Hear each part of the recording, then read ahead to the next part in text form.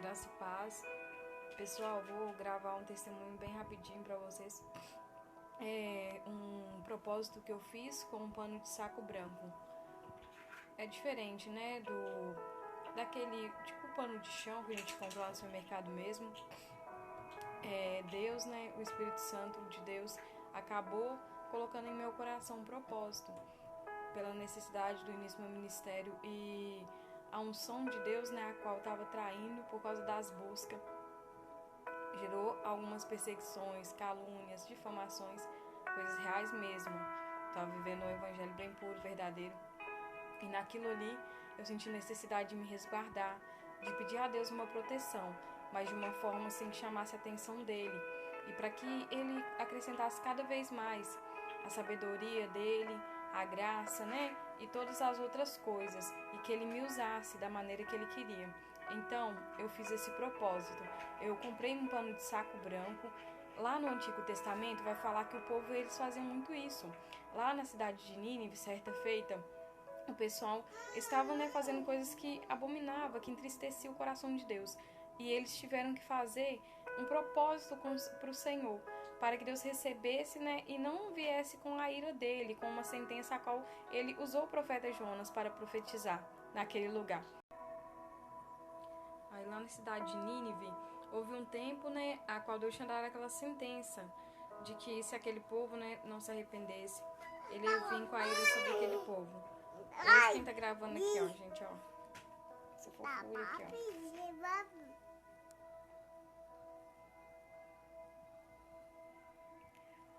Não quer ficar quietinho, mas, né, continuando, ali o profeta Jonas não queria, porque ele falou lá no final, né, ali do livro dele, que Deus era compassivo, misericordioso e Deus sempre é assim. Aí eu não quis fazer um propósito de humilhação, né, que eles chamam de humilhação, esse propósito. Eu fiz um propósito para resguardar a santificação, os frutos do Espírito, e aonde ali era a minha fraqueza maior, que era suportar, às vezes, os defeitos de algumas pessoas, principalmente no meio pentecostal. Então, para que eu não cedesse à ira, eu pedi a Deus para resguardar isso em mim e para que nada tirasse a presença dele da minha vida.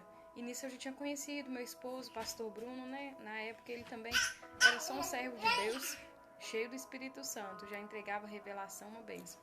E a gente foi para uma igreja, até fiquei meio assim, não, será que ele vai ter vergonha? Será como que ele vai ficar, né? Que ele não tinha me visto. E eu decidi também fazer o propósito juntamente de pão e água. Ficar 3 dias tomando água e comendo um pedaço de pão. Voltando aqui, gente, coloquei a minha bênção para brincar. Aí fiz um jejum de 3 dias no pão e água.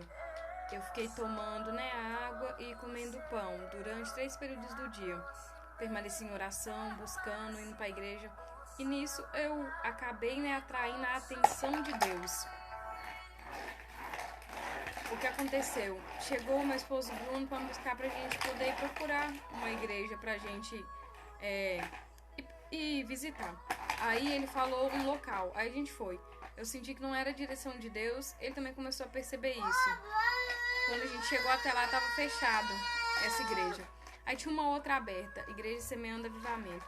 Quando eu entrei lá dentro, o pastor Rodrigo, uma bênção, pastor que canta Corinho de Fogo, um pastor bem pentecostal. Quando eu entrei lá, ele me revelou a situação que eu estava vivendo, sobre um período de humilhação. E tinha até 2 vizinhos meus que tinham acompanhado algo que tinha acontecido comigo. E mais por isso eu estava fazendo esse propósito, para me resguardar, para que eu pudesse ter mansidão, para que eu pudesse não perder a presença do Espírito Santo. E naquilo ali ele me revelou e ele impôs as mãos sobre mim. E naquilo desceu um poder de Deus. Ele falou que eu transfiro a unção, né, da minha vida, eu passo para a sua. Ele é um pastor. E naquilo ali meu corpo todo tremeu, assim, estremeceu, eu não consegui ficar de pé. Que a glória de Deus foi derramada sobre